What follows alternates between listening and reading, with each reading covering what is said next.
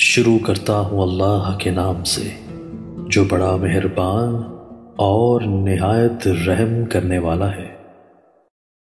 اللہ تعالیٰ اپنے جن بندوں سے پیار فرماتے ہیں ان کی نشانیاں نبی کریم صلی اللہ علیہ وآلہ وسلم نے ذکر فرما دی ہیں۔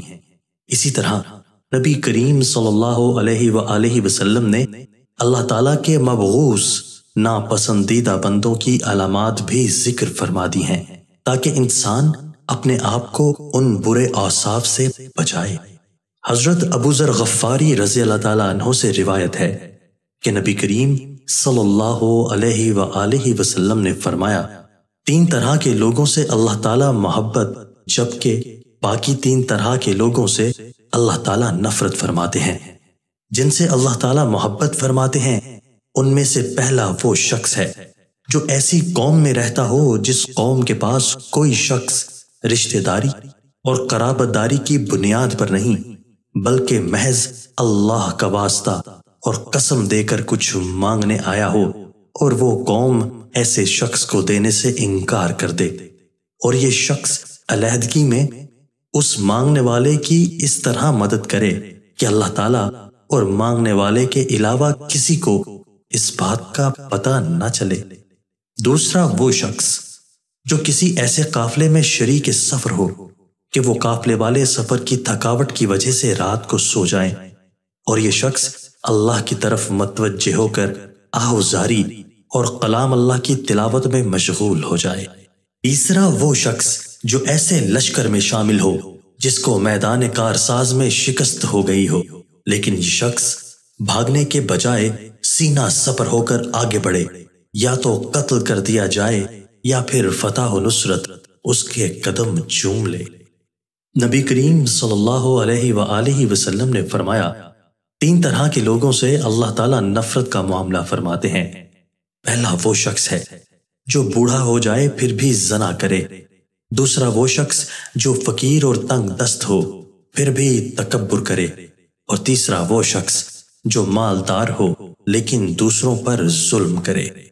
پہلا مبعوث تو وہ شخص ہے جو بوڑھا ہونے کے باوجود زناکاری کا مرتکب ہو، دوسرا مبعوث وہ بندہ ہے جو تنگ دست ہو پھر بھی تکبر کرے۔ قرآن و سنت میں متکبر شخص کے بارے میں بہت سخت وعیدیں مذکور ہیں۔ تکبر کرنا ویسے ہی بہت بڑا گناہ ہے، لیکن ایسا شخص جس کے پاس اسباب تکبر بھی نہیں وہ بھی تکبر کرے تو اللہ رب العزت کی نگاہ میں قابل نفرت بن جاتا ہے۔ حضرت عبداللہ بن مسعود رضی اللہ تعالیٰ عنہ سے روایت ہے کہ رسول اللہ صلی اللہ علیہ وآلہ وسلم نے فرمایا، مفہوم وہ بندہ جنت میں داخل نہیں ہوگا جس کے دل میں رائی کے دانے کے برابر تکبر ہوگا۔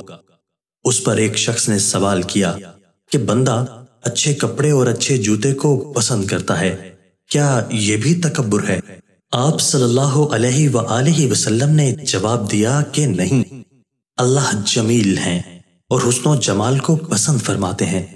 تکبر یہ ہے کہ بندہ حق بات کو قبول نہ کرے اور لوگوں کو ذلیل سمجھے۔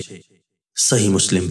رسول اللہ صلی اللہ علیہ وآلہ وسلم نے تکبر کا علاج یہ بتلایا ہے کہ بندہ سلام کرنے میں پہل کرے۔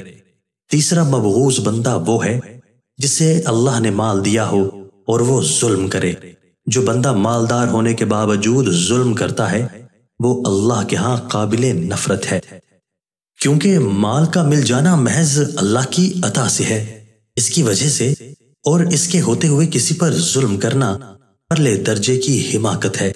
محدثین کرام رحمت اللہ علیہ نے الغنی الظلوم کی تشریح میں یہ بھی فرمایا ہے کہ اس سے مراد وہ شخص ہے جو دولت مند ہونے کے باوجود بھی قرض خواہوں کو قرض کی ادائیگی نہ کرے، یہ بھی ظلم ہے۔